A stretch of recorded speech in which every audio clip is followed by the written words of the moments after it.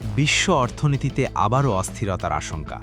মধ্যপ্রাচ্যের গুরুত্বপূর্ণ সমুদ্রপথ হরমুজ প্রণালী বন্ধের ঘোষণা দিয়েছে ইরান।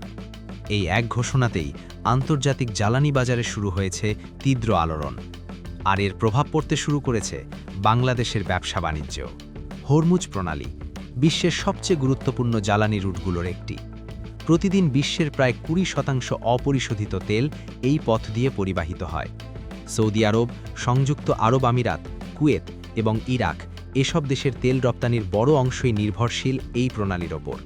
যদি সত্যি এই পথ বন্ধ হয়ে যায়, তাহলে আন্তর্জাতিক বাজারে তেলের দাম হঠাৎ করেই বেড়ে যেতে পারে। বাংলাদেশ, যা সম্পূর্ণভাবে জ্বালানি আমদানি নির্ভর, তাদের জন্য এটি হতে পারে বড় ধরনের অর্থনৈতিক ধাক্কা।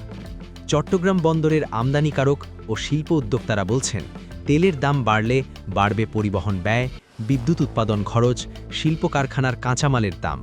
ফলে বাড়বে উৎপাদন খরচ, কমবে প্রতিযোগিতামূলক সক্ষমতা। বিশেষ করে তৈরি পোশাক খাত, প্লাস্টিক শিল্প, সিরামিক ও রড সিমেন্ট ব্যবসায়ীরা পড়তে পারেন চাপে। ডলার সংকটের মধ্যেই যদি আবার জ্বালানির মূল্যবৃদ্ধি হয়, তাহলে আমদানি ব্যয় বেড়ে যাবে কয়েক গুণ।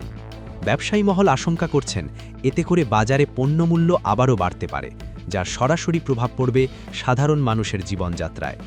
অর্থনীতিবিদরা বলছেন, যদিও এখনও পুরোপুরি প্রণালী বন্ধ হয়নি, তবুও এই ঘোষণাই আন্তর্জাতিক বাজারে অস্থিরতা তৈরি করতে যথেষ্ট। কারণ জ্বালানি বাজারে মনস্তাত্ত্বিক প্রভাব খুব দ্রুত কাজ করে।